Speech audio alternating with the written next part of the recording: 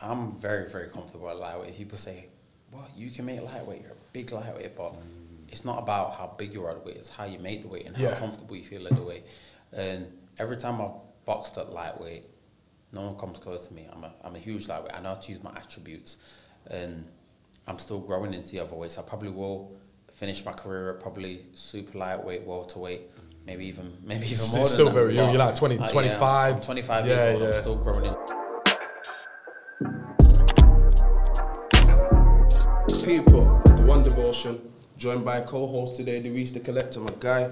It's a daily devotion podcast, the space where we connect and engage with creatives from various industries to share insights on their journey thus far. We've got a star in the building today, one of the city's finest up-and-coming greats to yet steal the show. Sharp, skillful, slick, and he definitely packs a punch. He's a lightweight professional boxer and goes by the name of Levi, off the block, Kinsiona, my guy. That's it. What are you saying? No, I'm good. How are you? You're good. I'm all good right. to be here, man. Good to be here. I know, listen, I appreciate it so much because we've been trying to make this happen. I think we had last week booked, but I was out here, I was just in Dubai, just calling. Living in the It gets like that sometimes. She was out the lifestyle's good, yeah. No, we have to reap the reward sometimes, and you have to just learn to turn off and just take everything in. Don't get me wrong, I'm still training out there, still doing my thing, but at the same time, I'm still finding time to enjoy myself. Yes, of course, I'm with this 20 ounce, 30, 40, 50 ounce steak. It looks ridiculous out there. Crazy. So obviously you was out there supporting the man named Sonny. What was the atmosphere like being away from home? And obviously we are on home soil. We've done it a number of times. Like, obviously, that's the one people recognise the most because it's the most recent. But we've been to Ireland, we've been all over the place, all over the UK, absolutely everywhere, doing training camps here, there, and everywhere, weeks away from home. So it's not out of the ordinary for us. Yeah, that was the biggest one. That's in Dubai, overseas and whatnot. And it was a crazy experience. Like, I've never experienced anything like it. Everybody asking me, "Oh, how was it? This, and that." And I just say, listen, it was unbelievable. If I speak to anyone, I told them, you need to get yourself out there. It's a UK-friendly place, tourist-friendly, but it's just so clean. Like, the environment, the air, man was outside breathing, really breathing.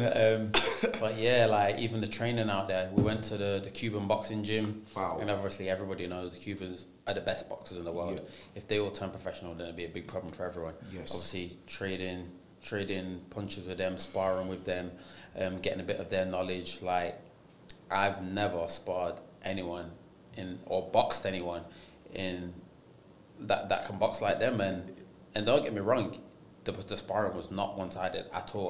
We come to shake things up. We come to get it. So sparred with them twice, and it was great, and I'd love to go back and do more training camps down there. But back to Sonny and his performance and the event, it was absolutely massive. Obviously, the biggest to date to Sonny. Headliner card in Dubai, and I feel like in the next few years coming, Dubai is going to be the home of boxing, like a Las Vegas or something like that. And for Sonny to headline the first show there, and for people to really know him, it was amazing. We was out and about, and people wanted a picture of him, and they wanted to do this, wanted to do that, and it was just good for him to put on the performance that he did, and it was a masterclass. If you've seen it, punch perfect, and it was a great way for his first voluntary of his title, and then he'll go on to keep doing bigger and better. Well, it's crazy because that guy before, I forgot his name, I watched the fight though. He was also 16 and all, 9 knockouts, and he was really struggling to catch him. Yeah, he was getting frustrated. And I just thought, this is hands down. This is going to be Sonny's fight. Yeah, 100%. Hands down. Don't get me wrong. In the first few rounds, he was trying to frustrate Sonny. He come out very, very strong, which we all knew that he would. Clash of heads as well. A little clash of heads. But as the professional Sonny is, as the professional his team is, dealt with the situation. And after the second round, Sonny came out and absolutely boxed his head off, making him miss left, right, and centre. Put him down and won the fight very, very comfortably for for me to say. But yeah, just being there and being part of that experience. Like when I say that I've had like world champion experience, or like I know what it's like to be a world champion, this is what I'm talking about, because people just see me there at the events, but I'm there from the start of training camp to the end of training camp and everything in between. I see what it takes to get to that level. Yeah, I've took different paths just because I didn't start as young as Sonny or Charlie or Dalton or the others, but I'm catching up. And I might have a little bit of mistakes in my career, but it's all experiences, and all these adversities that I'm suffering during my careers and these little blips or waiting to go on these shows, it's all just experience, and that will make me the best boxer I can be. So to digress a little bit, sorry, if I could just jump in. Did you have much of an amateur background as opposed to the others? I had a very, very fast amateur background, so I started fighting at around 17, 18 years old. I had 29 amateur fights. I won 25 of my amateur fights, 2 national titles, got to a national final, but this was all in the space of about a year, 2 years. So I only boxed in championships. My first 4 or 5 fights were at club level, and then I only boxed in championships. So I just got the experience, then I decided to turn professional, so I just jumped straight in the deep end. That is literally from one extreme to the next extreme. Yeah. And I can put myself in that position because I feel like I'm mentally strong to get through that. And like, we knew that it would always be a difficult career and there might be a little losses on the way, but you just grow from that. You look at some of the top boxers, let's forget this Mayweather era. You look at the top boxers, they've all got losses on their record. And Bernard Hopkins lost his first fight on he did. So if you look at on the long run, when you're learning, when you're progressing, all that doesn't matter. That's just the experience, just to know to not do that again, or to do this instead of that, and you just keep growing. 100%. So I love how you speak about experience and obviously entering the game at a later stage. Now, I remember you, my guy from college, I must have been, showing my age, must have been like 21, I was doing like mature students. I think y'all was in your first or second year. In college them times. And I think then you might have been training just about, I don't know, Wagwan, but after a while I never seen you in college.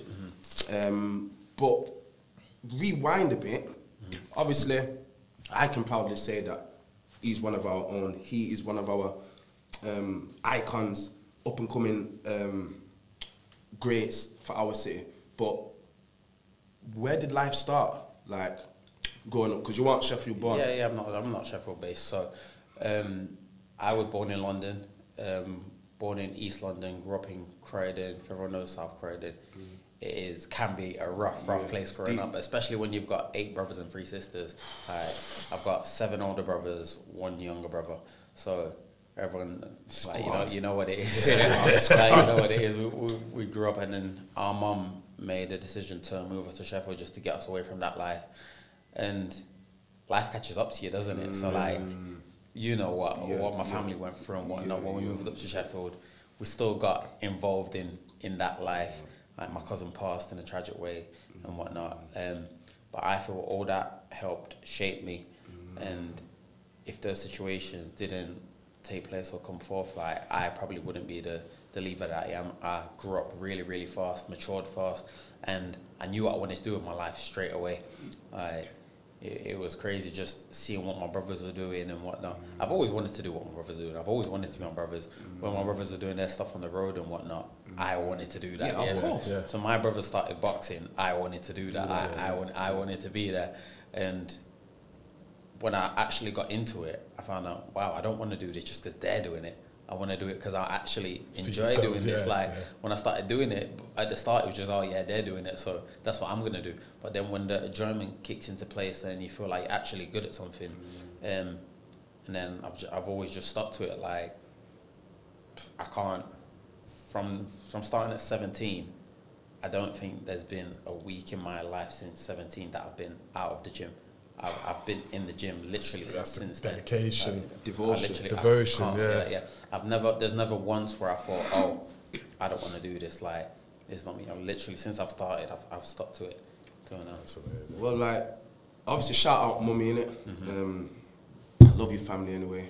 But shout out mum, because that that choice diverted your whole life. Yeah. Completely. And we know how hard it is to kind of stay on, let's say, a righteous path or a productive path, which isn't involved in certain things, and you manage to do that. Yeah. Especially at the age 17, where you're thinking, boy, I'm not really working, I'm going to get money, peer groups, X, Y, Z. And as you said, since then, you haven't spent a week at the gym. Don't get me wrong, like, I moved out of my mom's house when I was 15 years old. I was living alone in a house, a big man's yard, 15 years old. And I used to go to the gym because there was no electricity, no food. So you get the heat in and whatnot. At the gym, I get my water and everything. At the gym, I get my showers at the gym. Like, I used to be at the gym at 6 o'clock in the morning, shower, go straight to college. Like, when you only see me about, like, I'd been in the gym, I'd go to college, and after college, I'd go straight back to the gym. And me and my first coach, Robert Riley, like, obviously we had a very, very good relationship. He knew the situation at home. So he used to help me out, give me money for food, this and that. And that's where the love for boxing started, the family unit in boxing. Boxing is very family orientated. Like, some of my best friends are all from boxing. That's what I'm saying. So for me, that was home, really. And obviously that my brothers did it as well. So it was more of a home because we're all going through the same thing together and whatnot. Like, the relationships are building with them, and it was all good for me. So when you came to Sheffield, as you said, in the gym, I was in the gym.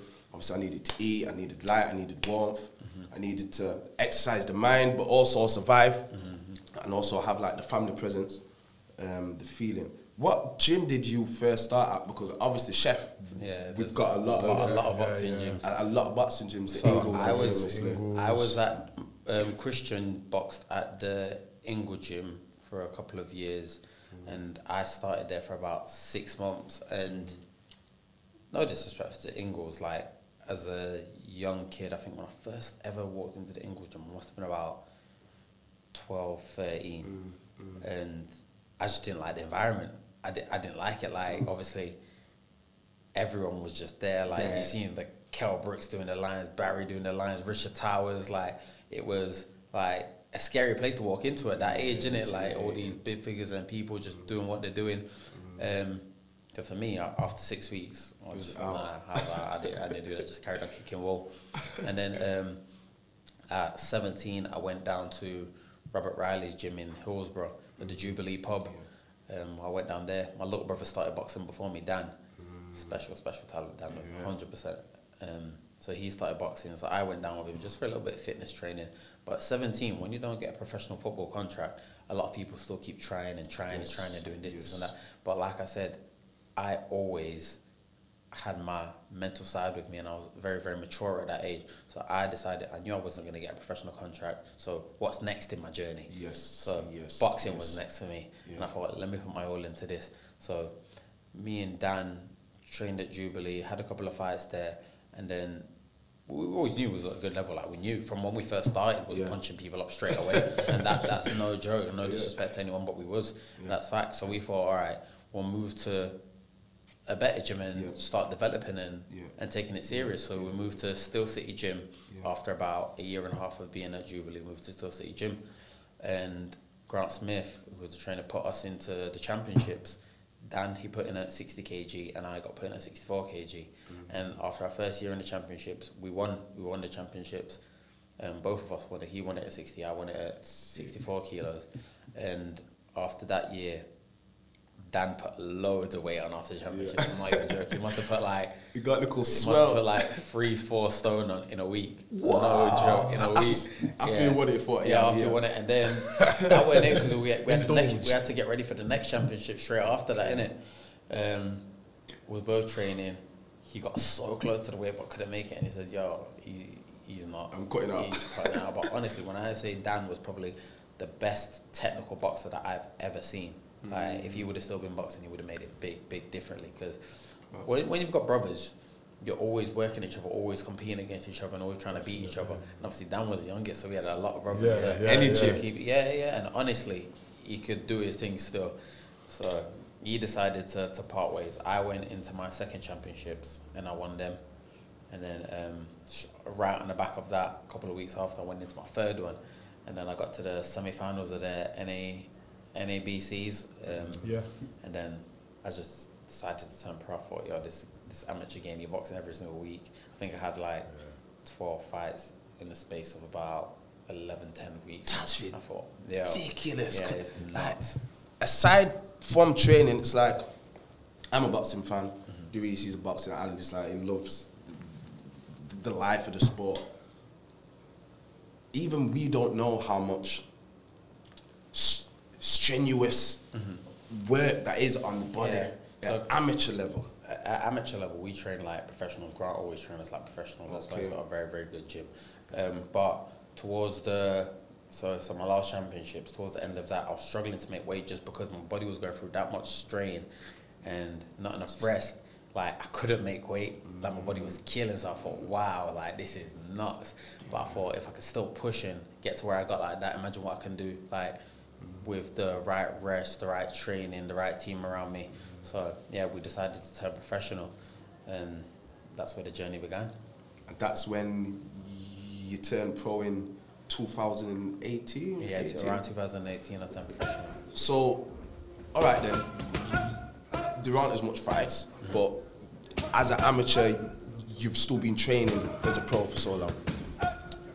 Is there a significant jump between amateur level now and pro boxing, other than the fact that you aren't really fighting that often and the body can recover, etc., etc.? Obviously, the rounds are longer. If you're not 100%, you will get beat by a journeyman.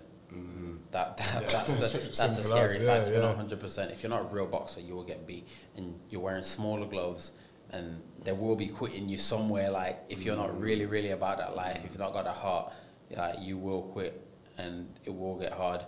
And it's no joke. Like, no one's babying you. You're not doing this. They're not doing it. Like, they're not gonna baby you through the training.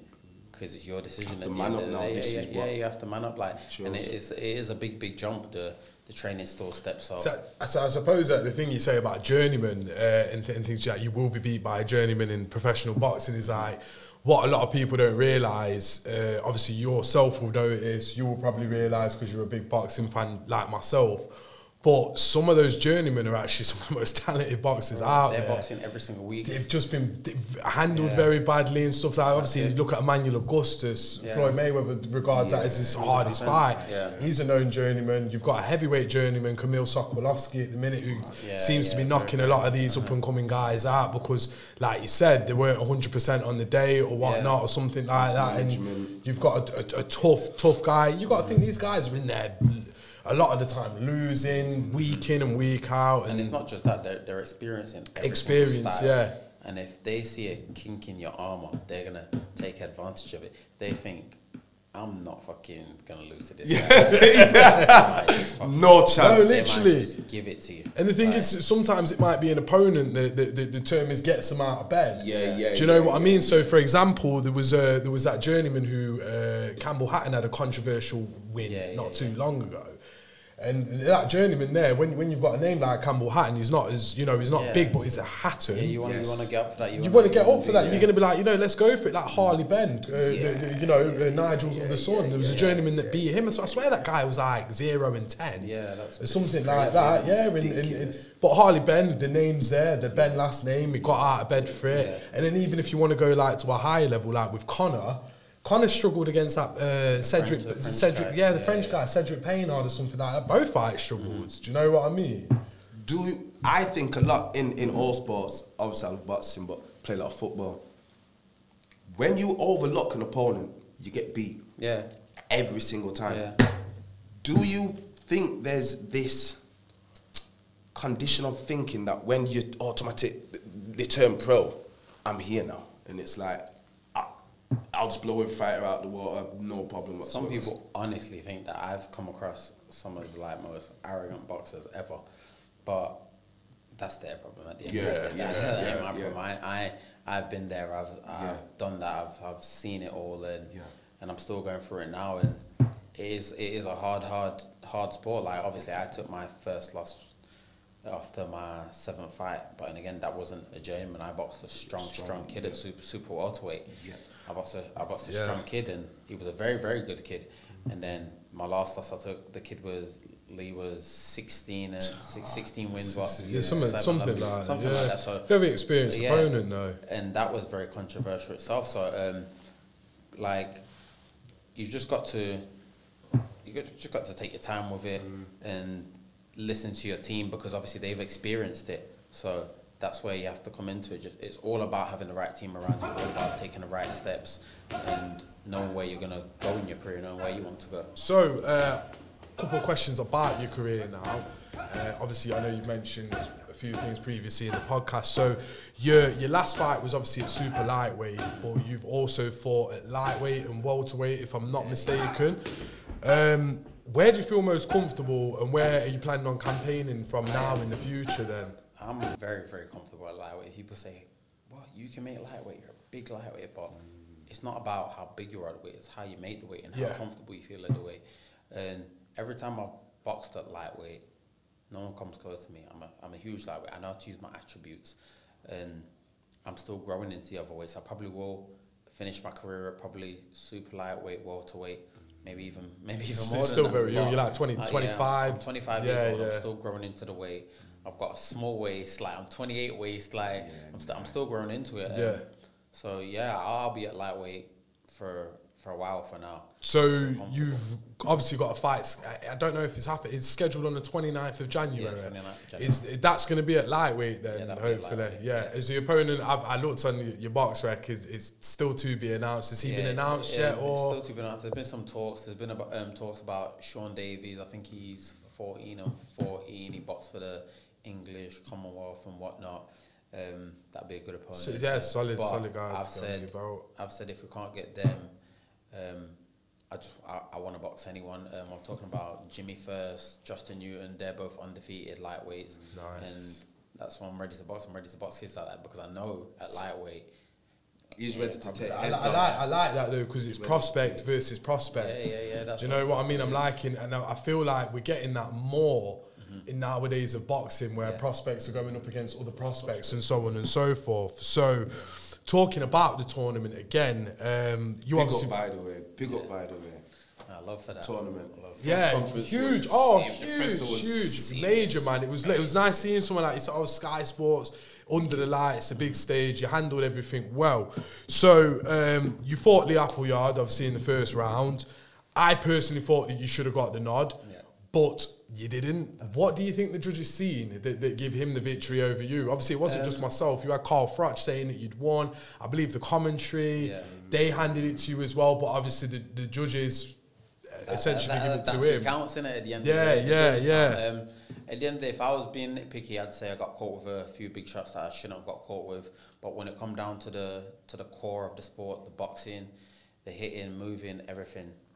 And the more significant shots, I think, especially in the second, you took that, and then in the third of the sport, the third was tight. I thought the only few minutes or seconds I lost in the third was about 30 seconds of the last one, and no one wins a fight on 30 seconds. No. And don't get me wrong, I'm not bitter. End of the day, he won, so he can hold that. But like I've said, we can run that back. And you don't want to go again. I know. 10 rounds, and I know, and on word on God, I will put it all over him, he will not make it out the fifth round. That's on God. That's on God. So for me, the way I broke the fight down, I give the first round to Appleyard. I think he came very, very fast. Yeah, he did. Very, very fast start. Second round was you. Amazing 100%. boxing. You switched from boxing off the back foot onto the front foot. You was pressuring him. You was catching him. You kind of did his own game against him. Third round was tight, but I thought you did the better work. It was the better shots that was landed. I thought you pressured cleaner shots as well. Much more accurate. Do you know what I mean? So the thing is, it's like, Lee Appleyard was throwing 3 punches, but maybe only one of them was just grazing through on his glove or something. Yourself, landing jabs, landing uppercuts, clear as day. Do you know what? I personally thought you should have. I just look at how we both come out the ring. Yeah. I personally thought you edged it. It was nice to see respect. But honestly, like, I obviously wish him the best and whatnot. If he wants to rematch, you can have it. If you don't, I've got other avenues to go. I can go back down to lightweight where I'm comfortable. Boxer titles there. Like, happily. He's 34 years old. His career's coming to an end. My career is just picking up. And the reaction that I got from the fans and the people that were there and everybody, like, people like me. People want to see me back on these big stages, and I will be back on these big stages next year. And next year is just the start for me to platform and to get where I want to be. Proper. So talking about the rematch then, given if Lee Appleyard takes it, when I was breaking down your record, I've watched your box before, fantastic fighter. Your record suggests, to me anyway, and to some other people, you are more of a points fighter, you're more of a boxer, as opposed to a knockout artist. Yeah. I know you can dig, we've seen that in the tournament. If you was to rematch with Lee Appleyard, are you just going to beat him up over 10? Are you going to go out there, you're going to try and knock him out? I need to know, do you know what I mean? Have you heard the song, Walk Him Down? We're gonna walk him down. Don't get me wrong, I'll let him do what he's doing, but I'll give away my game plan. Listen, I'm gonna walk him down and I'm gonna punch his head in. I'm gonna walk him down. If I'm honest, I was watching that, like, you know, we had a brief chat off camera and stuff like that about things, and for me, I think one of the things that took you by surprise was it was the three round format. When you're used, so most of your fights have been 8 rounders. When you're used, as opposed you're a boxer, do you know what I mean? You like the craft of it. You make people miss. You catch them. When you're used to doing things like that over 8 rounds, and, you know, picking up the pace in later rounds, so on and so forth, it's hard to just drop down to a 3-rounder, and then, you know, it's a barnstorm basically. Like, a lot of them brawls a lot of them fights in the tournament, they weren't the pub brawls. You know what I mean? Because of the. If I did that tournament again, I started fast. Yeah. Then coming home with it. You're coming home with it. Yeah. I don't make excuses. End of the day, he won. Like, was in small gloves, small ring, everything. It was just sided to him and his abilities, really. But, like, for me, I was disappointed in that because the fight should have never been that close. No. I know what my abilities are, and obviously, like, my abilities surpass his, and they do. Like, no disrespect to him, but they actually do. And if this rematch happens, then I'll show everyone. And if it doesn't, fair enough. I wish him and his career the best. I'm hoping that rematch happens. I really want to see that rematch. I just think it was just a very good spectacle, just all in all. Yeah. For British boxing, for 100%. The likes of yourself coming up in the game. And just really just trying to make a name for yourself. Yeah. And making a name for yourself. All I've ever wanted to get out of this boxing game is for people to really, really know my name in it. You know, people just put some respect on it at the end of the day. Like, I don't go in this and I don't want to be a Sky Sports fighter just to be on TV, just for people to think, oh my God, that's Levi. Like, oh, my man's been here, done this. Like, at the end of the day, I want my name to be respected. I want people to pronounce that right. With the emphasis on that. Like, that's what I want at the end of the day. I'm not here to be famous. I'm here to give my family a good life. I'm here to give myself a good life and just to move on from that. And I want to still be all here at the end of boxing. That's what I want to do. Like, I respect that heavy as well. Sorry, dudes, because I feel like a lot of why people do things is for the fame. Now, I watched that ring walking. I was got the meek on, and I'm just thinking, like, how do you handle that amount of pressure and keep a calm mind? Chills are blasting, the crowd's going mad, the lights are on. It must be hot. Yeah. So, although it's not about the fame, there is an essence of being able to handle that kind of celebrity on the night, out and about, when people see you. What's that like? For me, I don't even think about that. Like, I don't really get nervous and stuff like that. I've done it time and time again. When you can do it on the small hall shows, you can do it on the big shows. Obviously, it's different with the crowd and whatnot, and it did take me back for a second, but then I thought, I'm meant to be here. I know that I'm meant to be here. It feels right. Like, this is me. So I switch off, go into my vibe, and once I get into that ring, all I can hear is my team. That's all I can hear. And a little few people. I hear Sonny, I hear my brothers, I hear my mum all the time. But I can't hear anything else of what's going on when I'm in there. I'm so switched on, and that's it. I forget about everything else until it's done. I can see that in his demeanour though. Yeah, He's yeah, kicking back, definitely. chilling, calm, cool, collected. So I'm not gonna keep going on about tournament. Your career is much more than just that. But although the result didn't go your way, like, how have you benefited from Sky Sports and stuff? Because like I said, you know, I follow you on Instagram and that. It seems like since that tournament, since that quote unquote loss, you've just gone from strength to strength, really. Yeah. You was in Dubai, do you know what I mean? You've been training here, there. Like, how has it benefited you? Do you know? Right. Don't get me wrong.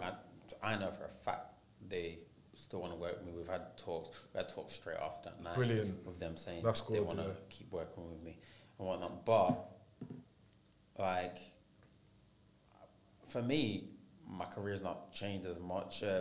I'm still focused. I'm still focused on my journey, and anyone that wants to help me get there, then that's great. Yeah, I was in Dubai for Sonny's fight at the Pro Bellum event, and that was great to see. Like, that event was amazing. Like, the boxers that I met there, the pound for pound boxers, Terence Crawford, Usyk, Jean Pascal, Roy Jones Jr. Yeah.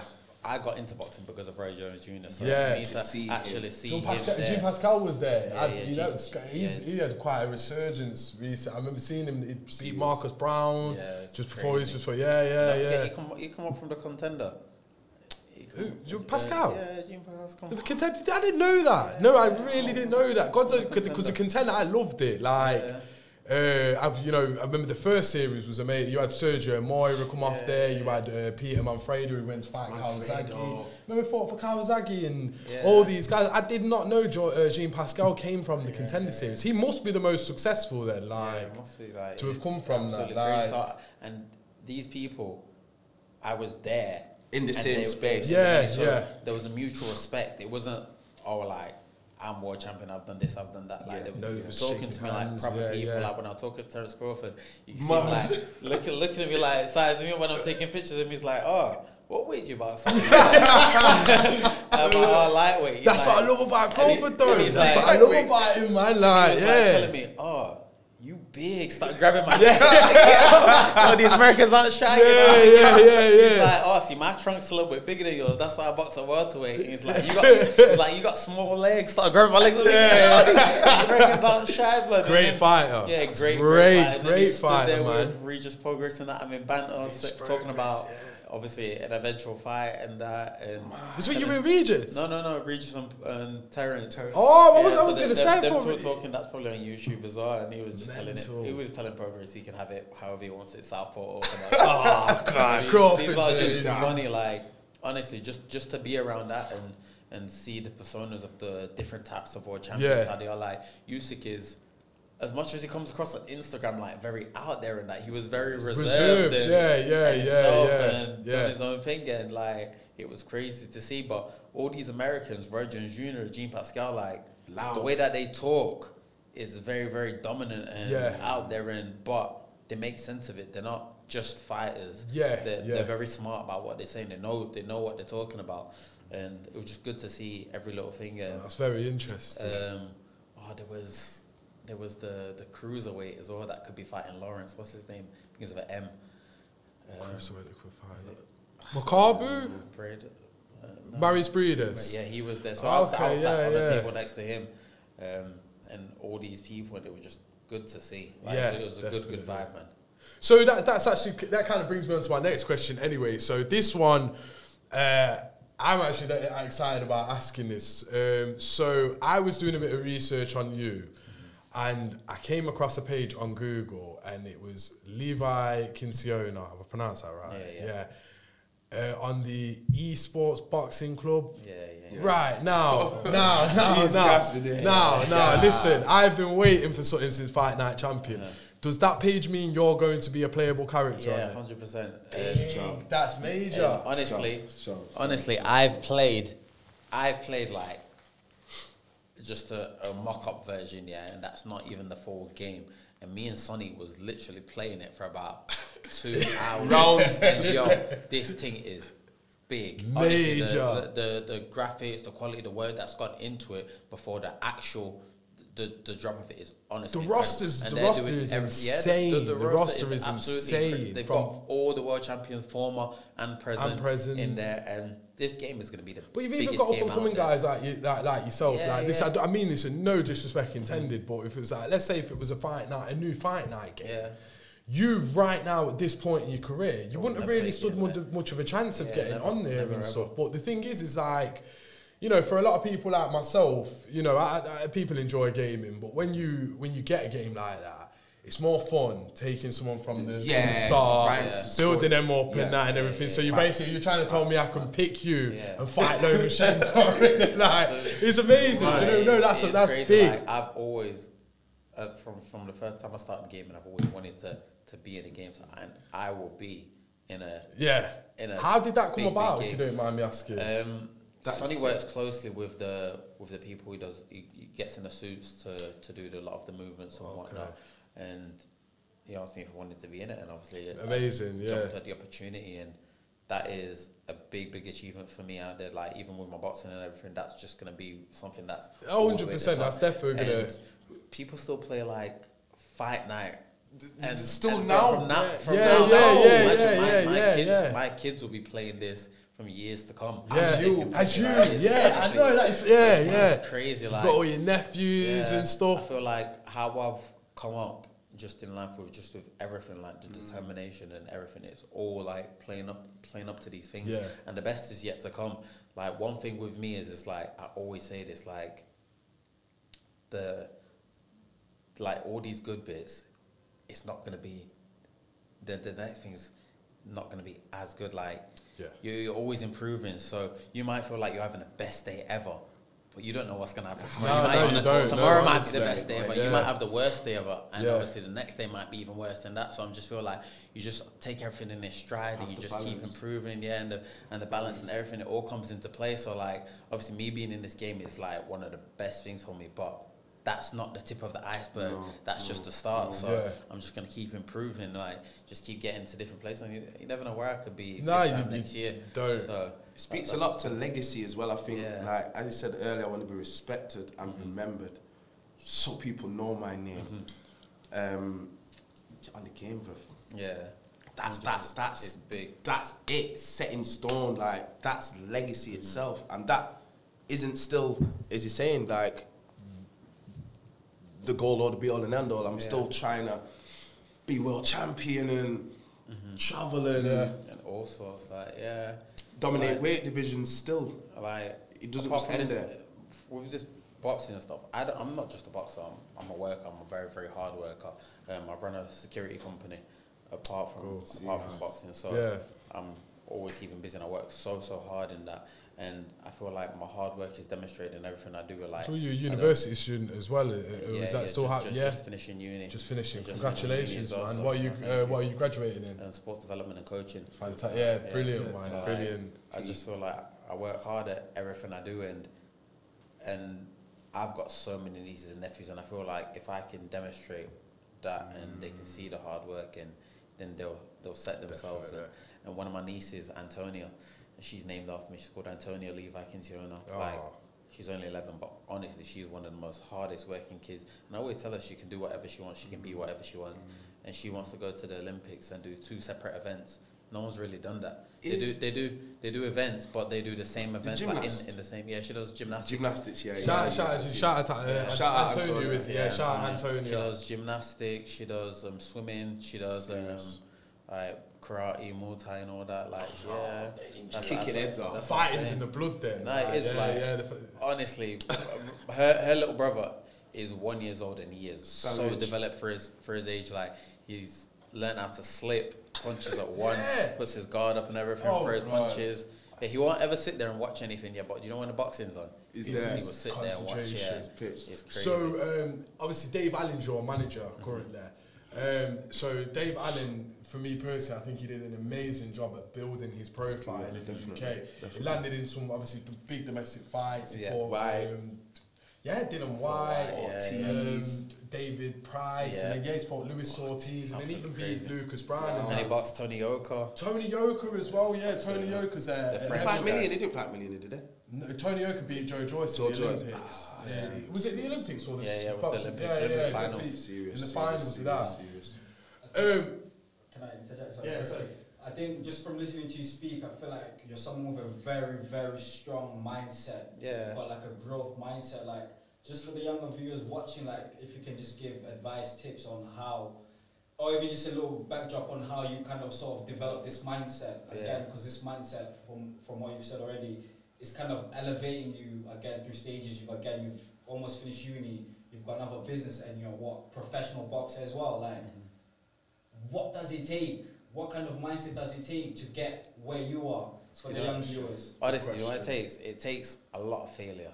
A lot of failure. Like, and if you can overcome that, and like I said before, like, your worst days aren't going to be your worst days. Your best days aren't going to be your best days. So keep that in mind and just keep improving and take everything in your stride and just keep improving and talk to people.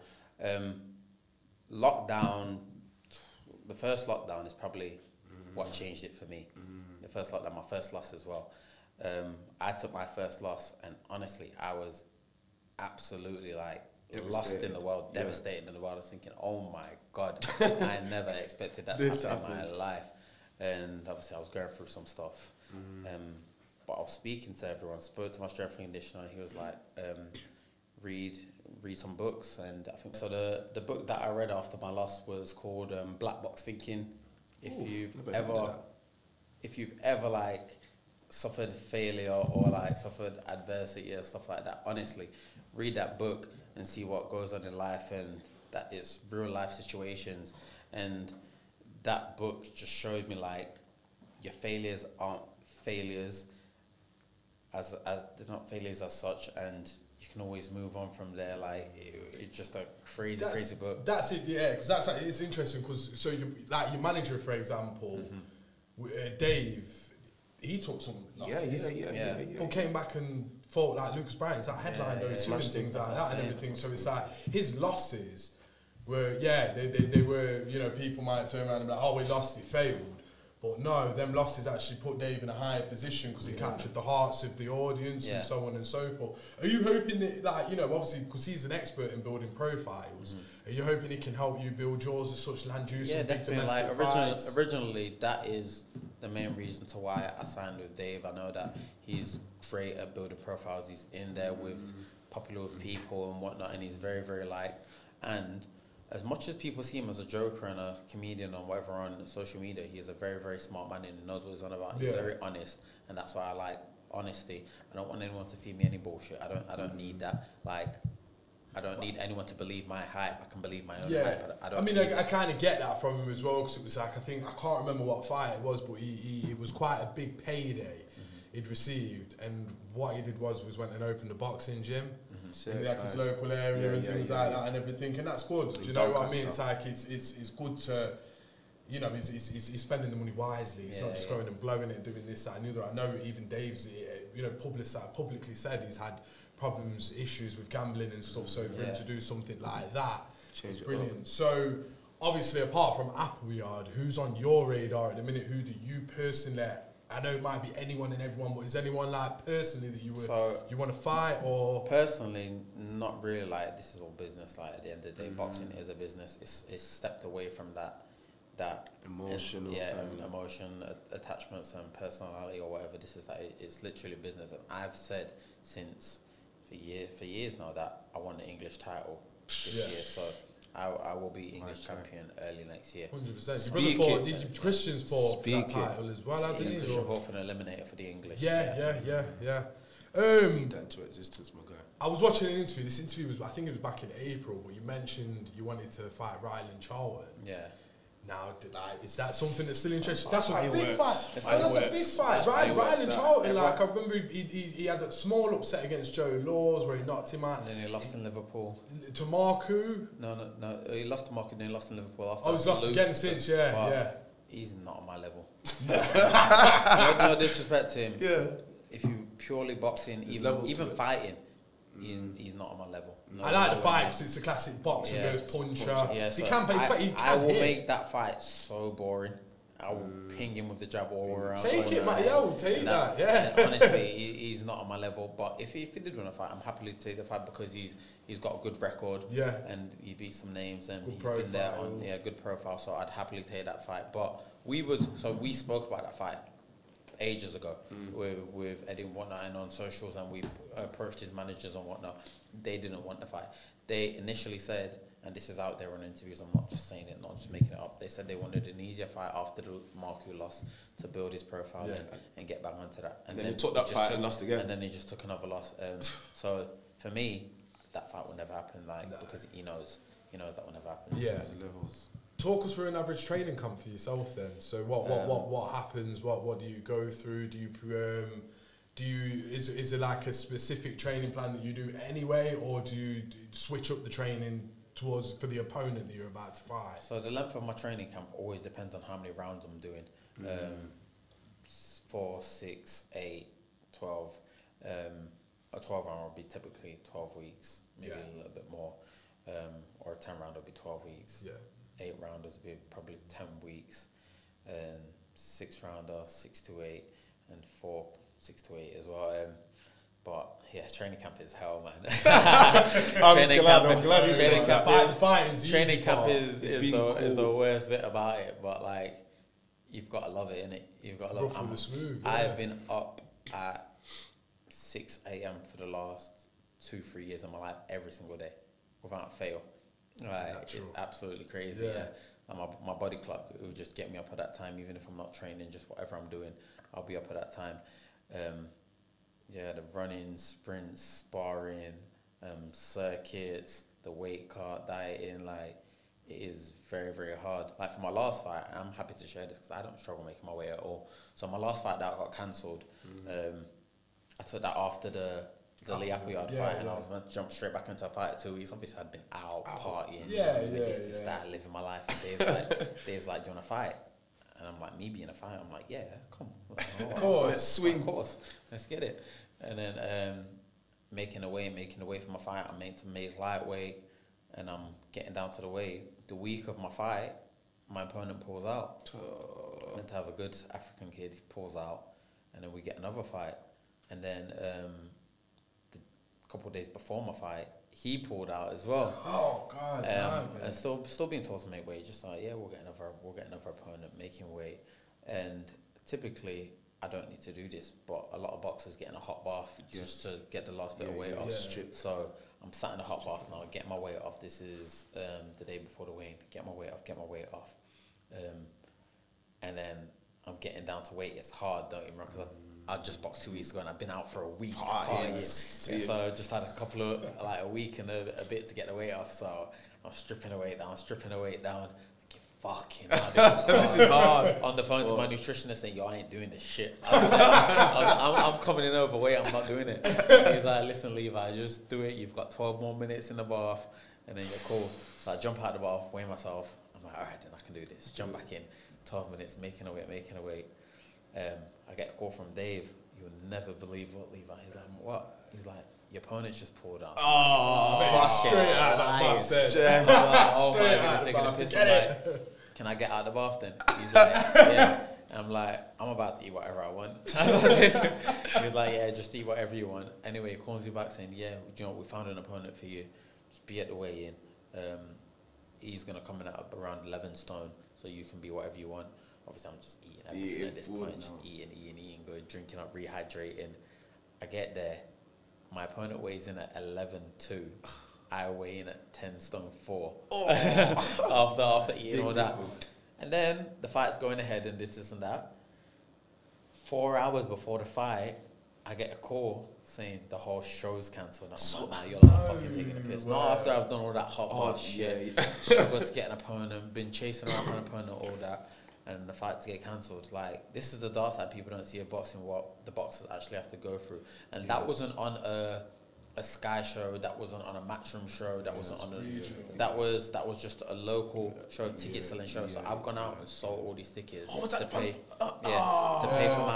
for my opponent's purse, to pay for my purse, to pay the promoter, and then box. And then the show gets cancelled, so obviously everyone wants their ticket back. I'm running back here, there, having to show obviously, this and that. and like it was just nuts at the minute, and still chasing people up. People have like agreed to obviously this, like, oh, keep the ticket money and we'll come to the next fight, and so people have done that. Is that the one in That's the one in January. We're there.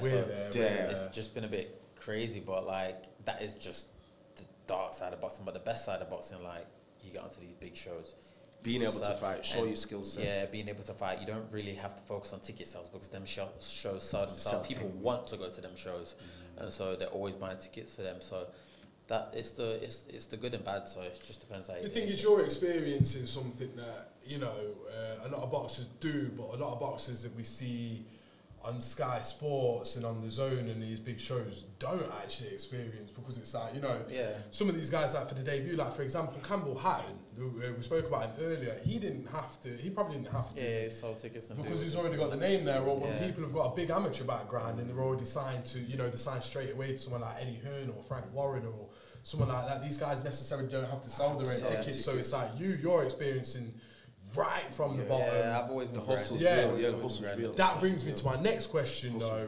What is your views on Jake Paul and the YouTube boxing scene? I have to ask you. For me, because it's mixed opinions. For me, it's good for boxing. Yeah. Bringing a different set of eyes to boxing, bringing new money to boxing. Yeah, money that wasn't there before. These people that are boxing on these shows now, they're becoming millionaires in a night, and that's what they weren't receiving before. Like, so for me, he's doing well for boxing.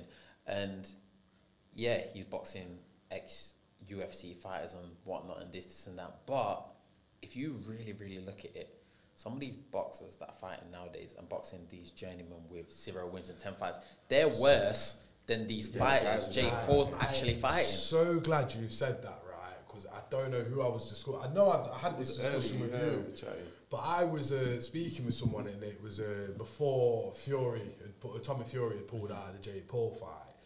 And I was arguing with someone that Jake Paul's resume is actually better than Tommy Fury's. Now, I know probably in the comment section of this video, people are going to be like, what is he talking about? He brought him on because he knows about boxing, and then he says something like that, so on and so forth. But hear me out. Tyron Woodley is a 5-time UFC world champion. Yeah.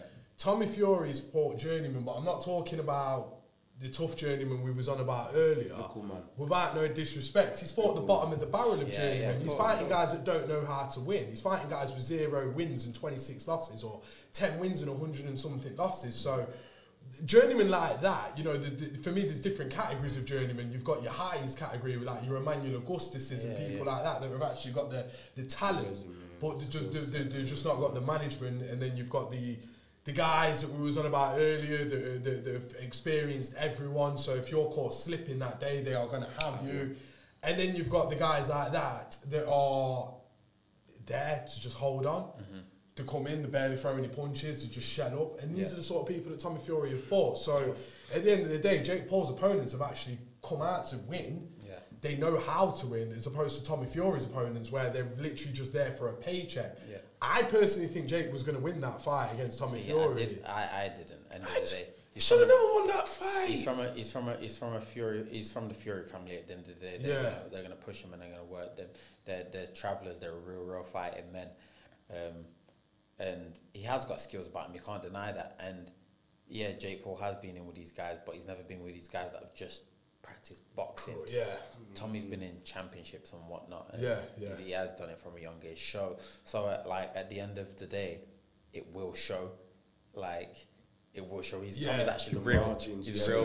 But when you're talking about the opponents, I agree with that side. But when you're actually talking about real boxing, like hardcore boxing, for that's me it was the Tommy would have won. And that's why for me, cool. It's great, as you said, for sport boxing. It brings influx of money, it gets different eyes, but to me,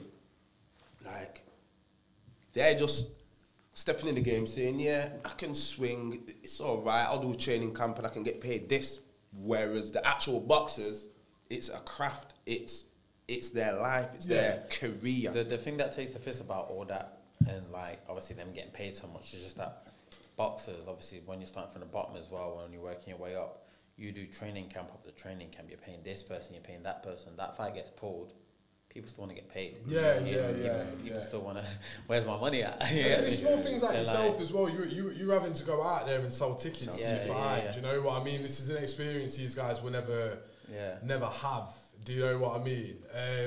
Like, in saying that, I feel like when you speak about this fighter's pulled out the fight, that fighter's pulled out the fight, I watched the Tank Davis and that Cruz. Yeah. And he changed his camp. Like, I watched it on a Showtime and he was saying, oh, he's pulled out, oh, I've got another fighter. Why this fight? The Cruz guy was potentially better than Rolly. But it's two different styles. So after you've prepared for like a fight camp for a specific fighter and it gets pulled, you know, I'm to fight another guy, how do you adjust? See, that happened to me when I took my first loss. So I knew who I was fighting, literally, till like the week of the fight. And then last minute, I had to change my opponent.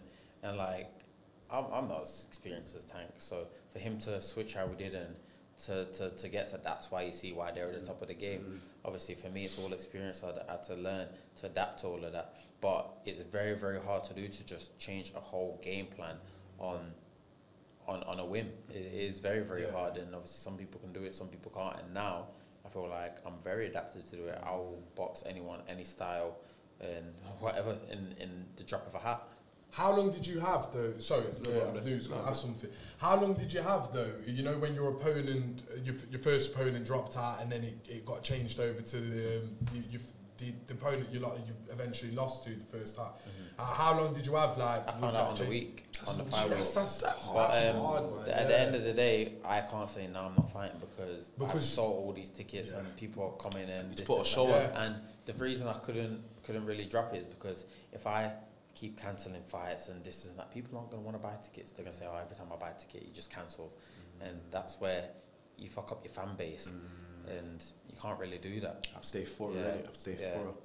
But like, on the plus side of to the tournament, my fan base is as big as ever been at the minute. I do not struggle to sell tickets. No, and I know that if I ever box, you need to save two for us too, man. For the magnet, you need to save two for us because we're coming to that. We're there anyway. I mean, obviously, I've known you for years. I say best part of 8 to 10 years in your family. I've got a bedroom, Marcus, obviously, who's in the gym with his son, my godson, Keandre. He speaks very highly of you. And I see how Walsh is really getting a unit up there at the canvas. Shout out Walsh up there at Concrete Canvas. What's it like being up there around yourself? Also like Nikolai Campbell. I've known Nikolai since I've been about 10, 12 years old. Like, he's been good friends with my brothers for years and years. So like, that's just normal. That's just family. That's just love. But like, for Walshy, he literally, like, do you know when I speak about that dark place after November?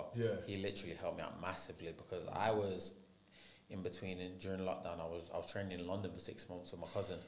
I was training down there at Buckhurst Hill, training down there, and I was eventually going to move down to London for good in January before the full lockdown came in, before we went into Tier 4. So that's what I was doing, and I was in co-op, and I seen Walshy and we was talking. He was like, "Oh, what are you doing about boxing? He was training you this and that," and I was just telling him, "Yeah, I don't know what I'm doing. I feel like I'm going to move down to London in January," and he's like, "Do you know what? Let's just come to the gym, have one session." And see how you feel with it. And obviously, I've gone to the gym, and I thought, "Wow, this is a proper thing." So like, shout out Welsh.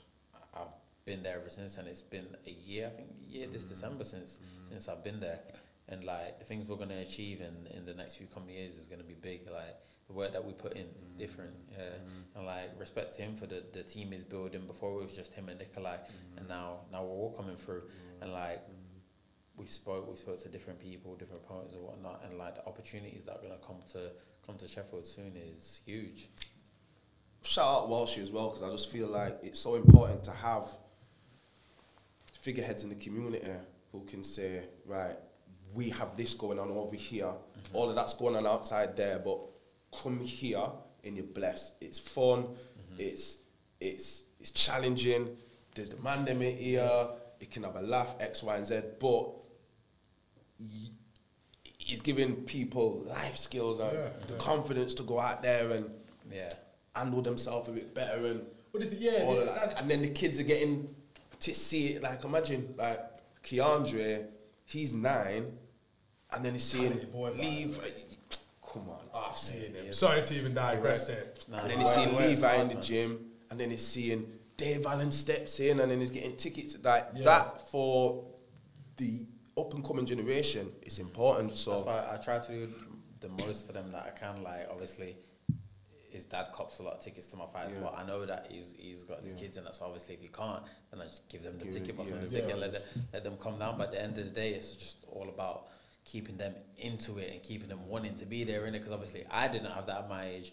When I was that age playing sports, playing football, my parents weren't really into it like that. They weren't really asked about me playing football or doing the sports and that. So like to see that his dad's really into that. Like I feel like I gotta give him his dues. So there's that kind of unspoken thing as well though with boxing trainers. I mean, like not every case, but I think with a lot of good boxing trainers, they're almost like another father figure. Yeah, to the, you know, I'm not saying that, you know, the pro boxers out there, they've a great relationship with their fathers and that, but they're almost another father figure there.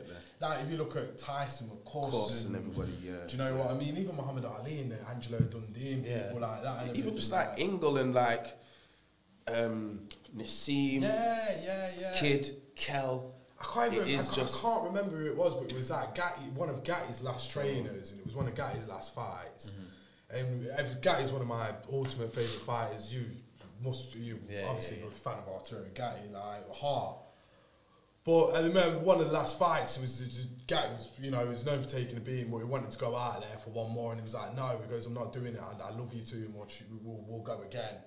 That's the sort of passion that I feel you need in your corner and with your coach. You know, when people... Well, I know boxing is a business, but I feel like when people treat it too much like a business, this is where we see fighters get treated badly, damaged, you know, end up retiring with no place to go or not enough funds. So I do feel like there does need to be some form of like loving relationship there between coach and student for it to work well. Do you feel like that's something that's important, or do you feel like that might get in the way a little bit too much? Or no, that to me that's very, very important. Like, I've had 3 main coaches anyway, and every single one of them I'm in very good contact with. Like, I've left on good terms, and I'm still good with my first coach, Robert Riley. Like I told you before in the start, he helped me a lot just because he knew how I was living and whatnot. So every time I see him, it's big love. Grant Smith, he still helps me out. I went out to Dubai with Grant. Obviously, he was doing my corner when I was sparring and whatnot. I'm down at his gym twice a week doing my strength and conditioning. And obviously, me and Liam are very, very close. Like, it's crazy. It's like one of the brothers, isn't it? Like, I can't really call him a dad because he's still young. So like, he's definitely one of the brothers. He knew my older brother Christian. He gets on. My brothers Rich and Dan, and like my mom and dad obviously love him. And that, like, end of the day, you're putting your faith. Of course. You get me? So it does mean a lot. Like with all my coaches, and same with Grant. Like, big love for him, big respect. Does Dave ever get involved in the coaching side? Well, I know he does. I don't know if Danny Morrow. No. So Dave don't coach Danny Morrow. I don't think he manages him anymore. But he's got a set of fighters that he trains. He trains Liam, Joe, Moyo, and a few others. He trains Stevie bits and bats, but Stevie's got a main trainer, but he's more of a manager. And the rest of them are amateurs, so he does good there. But he does come down to my gym and gets involved with like sparring and whatnot with some of the kids at the gym, and Raheem gets involved. But personally, as in coaching me, no, don't coach me. It's like, it's just solely managed. But me and Dave, it's not just a manager relationship. We're friends. We was friends. We was friends before boxing, and obviously we'll be friends after it. So it's more of a friendship relationship, but like, it's good. I speak to him about everything, anything that I need, I'll message him all the time. So that's good. I just the same with him. The way he's guided my career, I've got massive respect from him. And it works out good. But like, back to the coaches and back to Liam. Like, we're really good friends. I talk to Liam about everything. It's not just boxing oriented. It's just life. Like, it really is just life. Like, he's been through the same life experiences that I've been through, and vice versa. Like, he tells me he used to go to the gym because he didn't have no thing like that. You know what I mean? So that's where he spent his time. He spent his time at 15 in the gym all the time around the fighters and whatnot. And I can empathise with that. I've been around that. I've done that. And so it's just good to know, like, and a lot of people don't know this. Liam is a sick boxer, blood. Like, we do the little body sparring and thing there, and yo, my man's still got it. So he's not just one of the people that just can talk a good game. He's still got it in his. Can live it. I value everything that he's got to say to me, like everything that he shows me, like the things that we work on. It's good, man. It's a good relationship. Do you think it's important as a coach? So obviously, you know, knowing that some of the best coaches to have ever lived have never, well, I wouldn't say never laced. I wouldn't say never laced up a pair of gloves because, you know, most, you know, they would have sparred, they would have got training at some point. But do you think it's important for coaches to have like professional experience in the ring themselves? Yeah. Or do you think it doesn't matter as such as long as they've been around it for as long as they've been around it, I don't say it doesn't matter. But like, if I was with a coach and in certain points I could see that inexperience and I was going through a tough time, I'd just look at them like, yo, you are not going through what you've never been through what I'm going through, or you don't know what I'm going through. So like, it does and it doesn't. So I've always found it crazy. I said, Manny Stewart, I don't know if I'm going to sound stupid, I believe Manny Stewart didn't actually box. I think he might have done a bit of amateurs in that, but I think what the story of Manny Stewart is he started training his cousin or his brother. Well, Joe McKellen's boss. Emmanuel Stewart. Sugar Hill's uncle. You want a Tyson Fury? Tyson Fury's with Sugar Hill. Manny Stewart's his uncle. He's trained Lennox Lewis. He trains honestly some of the greatest fighters to have ever lived. But I think it was something stupid. Like he started training his cousin, and within like 2 or 3 months, his cousin won the Golden Gloves. Yeah. And then that was when he was kind of like, right, well, maybe I should. Some people just got it. Some people are like typical analysis, like Grant hasn't ever boxed, competed, but he obviously trained and whatnot. Yeah. But he didn't fight. He was a very, very good footballer. But when you've got it, you've got it. When you can break it down, like in perfect detail, and see what's coming and see what's working, then you don't need to have. I think Enzo Calzaghe's a great example of that. Joe's dad. Enzo, rest in peace to Enzo Calzaghe, but he's a big fan of Joe. But Enzo Calzaghe, when he moved to Wales from Italy and literally just started working at the gym as a cleaner. I believe, and then ended up like training with the guy, and then you're taking everything in, and that's what boxing is. Like if you're in or around boxing long enough, you're gonna get something out of it. Yeah. And that's one thing Liam always says to me is like, yo, Levi, listen, make sure that you're in and around everywhere you can be, every show you can be at, everywhere that boxing takes you, just be there and do that. Like, so every opportunity I get, I'm there. I think and I think you're doing great at that as well. Everything's about environment though. Sorry to cut. Yeah, of course. Everything's about environment and the space where we're at, because obviously we know through environments that the wrong one can change your perspective on life massively. And obviously, as you're saying, I was in Dubai with Terence Crawford, this man, that man. Like, I'm thinking, yo, that must instill or breed another level of excellence. Yeah. Not even just on a boxing kind of flex. I mean, the mindset, professionalism, how you handle yourself, which is obviously very well, but to see them guys, to share a room with these guys, the expertise with these people, it must have a positive effect. No, 100%. Even before that, a lot of people don't know this, but me and Sonny are very, very good friends with Kenny Porter. Okay. Sean Dad, yeah. And he's invited us to training camps and that numerous amount of times. And obviously, when Sean's boxed on shows and like when he boxed Kel and stuff like that, and when Errol boxed Kel, Sean was here, and we've been friends, and he was at Sonny's fight at the Copper Box, and we just got talking to them, and like literally every time we just spoke to them. You're gonna go out there and at some point. Yeah, one time in my life I 100% need to do that. Man, so it's like I've always felt like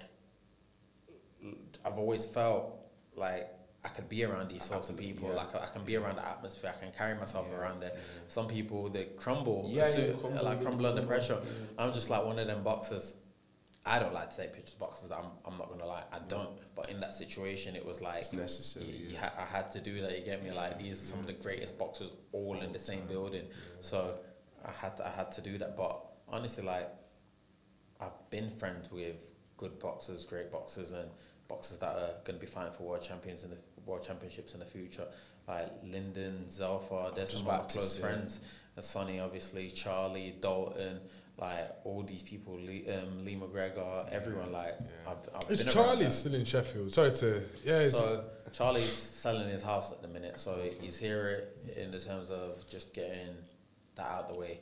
But he's based over in Manchester and lives over in Portugal. Okay, I seen you on Gram thinking, I was in Portugal, but it's lockdown, so I'll just post pics up. I was like, I'll be getting there soon. No, definitely, because it seems like again, you know, you're only as good as who you surround yourself with, and things like that. You surround yourselves with world champions. You know, you're very close with Sonny and stuff like that. And what is good is because I believe you know, a lot of people again they can crack under pressure. But I think what I also see is a lot of people will, you know, they'll hang around with world champions and then almost kind of ride off the back of them. You're not doing that. I've never been one of them. I would have never known you would have ever had a conversation with Kenny Porter until you just told me. Then you're not riding off the back of that. You know, you're not riding off the back of this person, that person, this person, what that person said. You know what I mean? I've always been my own person, and obviously, like what used to be like. Back in the day, I was a little hothead. Everything. It's outside. Like this and that. And obviously, one time, me and Sonny were going to Nando's, and then got into a little altercation with some guy in it. Like I went to pull in a spot, and then he's pulled in, and then obviously like there was just some words, and then my man was getting fresh, and me being the little hothead that I jumped out the car. I jumped out the car, and then I thought, right, my man's kind of big, so I jumped out the car, jumped back in my car, obviously, pulled out some like metal bar, and Sonny's like, yo, you can't do that. He's like, end of the day, if you want to be a boxer, then it doesn't just stop when you leave the gym. You're a boxer all the time, and you've got to think about what people are going to be thinking of you. Like anything you do will be in the public eye, and you've got to treat yourself in the right way and do the right things, say the right things. Obviously, you can talk your shit, but like you've just got to carry yourself properly in it, and that's always stuck with me. And like just seeing what he does and how he's shaped his career, because he's come from small, or shows how I have. So that's how I want to shape my career and pick myself up. Like obviously, like I've said, there might be bumps and stuff along the road, but we'll just keep it moving. Yeah, no, I agree. That's actually very wise. How old is Sonny's young, same age as you. 25. That's wise words. Wise words. But don't forget that I think it's also the experience as well. That's what I'm saying though. Like it's when you've come from a place which is like, I don't know the word. When you come from a place where it's volatile, things can just level up quick. You need to think sharply, innit? Obviously, emotion is one thing, but then it's also saying, okay, I've got this bar, I get my man survival with this. mode, survival mode, fight or flight. But within that, you still need to say to yourself, oh, well, do you know what? I am actually a boxer, and I can't be doing these things because it's going to have different consequences. And I think just understanding that from other aspects of life, other adversities, other experiences, that's helped man feel like, okay, this is how I need to conduct myself now. I can't conduct myself like I was used to in this realm, because I'll be finished. Yeah, 100%. Like, if people caught the old Levi, if I was the old Levi on the stage, and won't be on Sky Sports, and that happened, what it did on Sky Sports, like Lee pushed me, we would have been scrapping. I'm telling you, we wouldn't have been on that show. There's no way we would have got kicked off the show, because it would have gone off. You get me? If I was Levi from a couple of years ago to what I am now, like it would have gone off. I'm telling you. But like even that, it's just about conducting yourself and keeping a level head. And I can get aggy. I can get in people's faces, and I can be that guy if I wanted to. But it's all controlled now. Like I do stuff because I want to do stuff. I don't do stuff because I'm losing my head and stuff like that. I'm always thinking about my next move, about what's going to get me this way, what's going to get me that way, and what's going to get in your head. Like, big. I'm always thinking about stuff like that. Yeah, that's big. One step ahead, one step and ahead. That kind of, go on. No, I was just going to say, like, since we're talking about life, what would you say the biggest lesson that life has taught you has been so far in your 25 years on Earth? I know that's a very difficult question. Yeah, that is just everything's just unexpected. Like, I've had days of having the best times in my life. Like, I just feel like your life is planned, not by us, but life is really, really written. So I went to school and there was this teacher called Miss Onasimo, and some of my best friends at the time was Lewis and Jarvin, and obviously just us three at the time. And then she used to always say, just 3 black kids, you three are just going to end up in trouble. You're going to end up dead in prison or this and that. And then I was just thinking, she's just talking shit. You get me? They're just typical teachers saying what typical teachers say in it. And then she pulled me aside one day and she was like, listen, you can be the one to actually make it out in it, actually change it. She's like, I can see that you're a leader in it. So why do you follow people about doing nonsense and this and that? And I just thought the same thing. She's just talking shit. She just wants me to just do my work, do well, and all this, that. Anyway, long story short, obviously Jarvin did pass away, rest his soul and that. And like my other friends just went about their ways, doing what they're doing.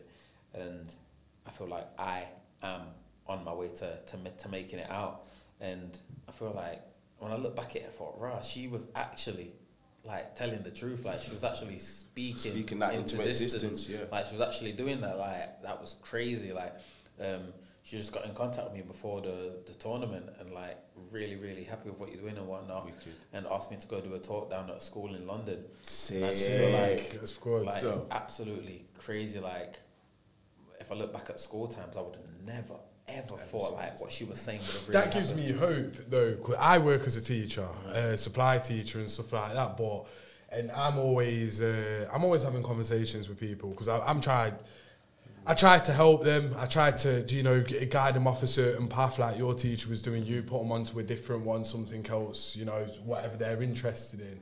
But, sometimes with the conversation, I'm just like, I hope they just don't think that I'm just talking shit. I'm just that guy. You know what I mean? But you say, at the time, you feel like, they're just talking. But you saying this now as an adult, I don't mind if they walk off now and think I'm talking shit. But if they come back in 5 years' time and then they bump into me and they're like, sir, I remember what you said to me. Do you know what I mean? Yeah. It's the sort of thing like, they might, not react to it well then. But again, them words have resonated with yourself. Yeah. Now look at you. You run Sky Sports shows, you know what I mean? You're boxing, you're around world champions, you're going back to that same school that you was in, now having conversations with people and stuff like that and everything. So, things like that, it gives a person like myself hope that, do you know what I mean? That it's and I think most important, and I say this literally every episode, why we do this is to give people tangible depictions of what fulfillment can look like. Yeah. That can mean anything. It doesn't have to mean breadwinner. It doesn't have to mean this person, that person in this position of that status. It just means a person who's fulfilled within themselves and what they do. You are that person. No, 100%, because I could be in a totally different position because the things that I was doing, I could easily be dead right now. Easily. Like, just with some of the stuff I was doing. So I feel like for myself to get like past a certain age, my cousin got killed at 16 years old. Crazy age, innit? My cousin got killed at 16 years old, and I feel like, for me, it's crazy that I've outlived him. Like, that's mad to think that. That's how I think about that. For me, it is absolutely nuts. And for me, that's fulfillment. You get me? I've done that, and I've changed my life. I've gone this path, and to get onto Sky Sports and to keep continuing the journey and doing what I'm doing. Like, I'm not done by far, and for where my legacy is going to finish off, like, it's absolutely crazy. Like, my mom and dad are just over the moon. Done the thing, man. Was you sorry?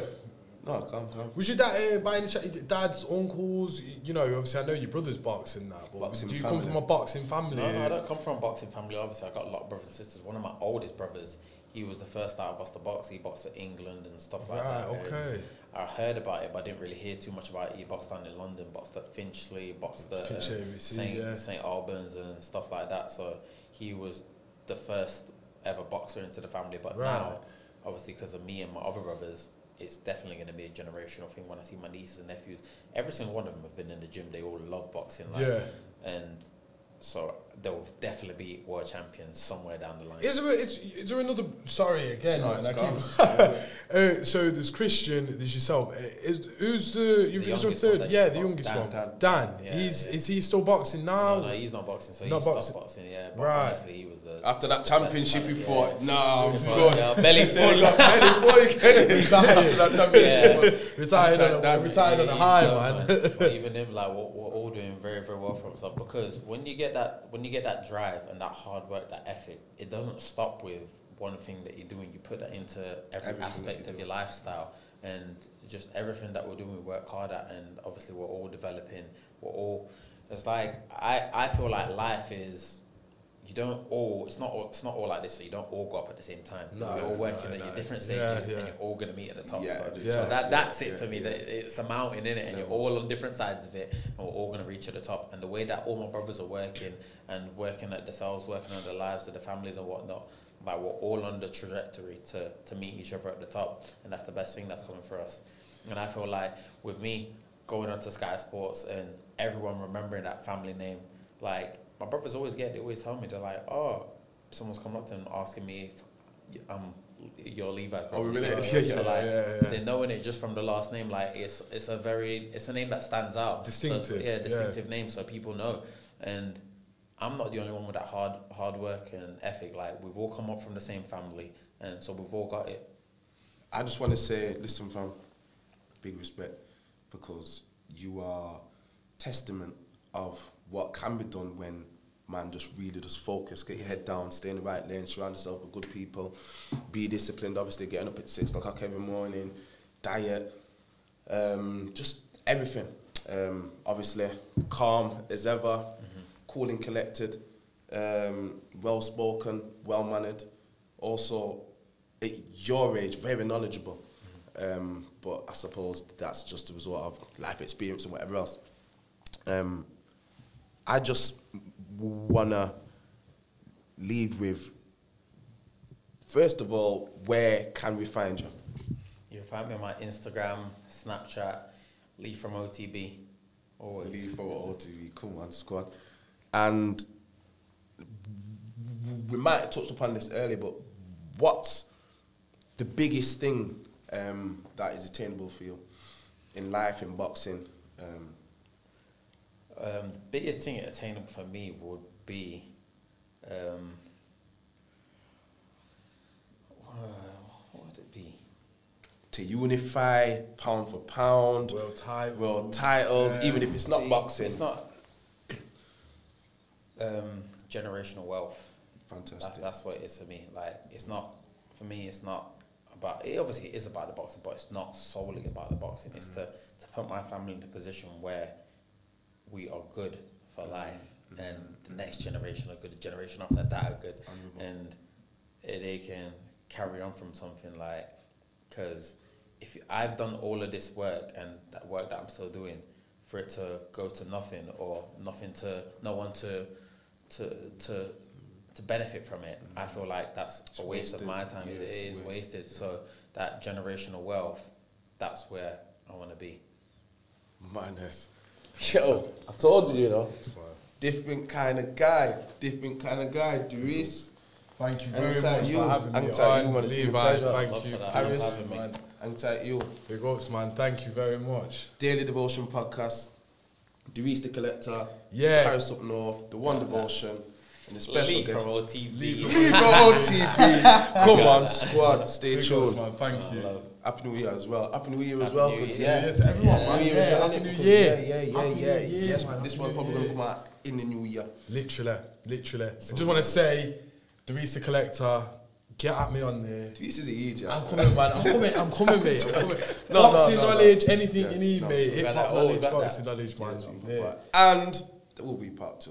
100%. Has to be. I got more to talk about. Has to be a part 2, man. I really feel like we're just starting to touch down, and then time and that and everything. Lovely meeting you as well. It's been amazing, man. Big up, man. Thank you. Big. Yeah.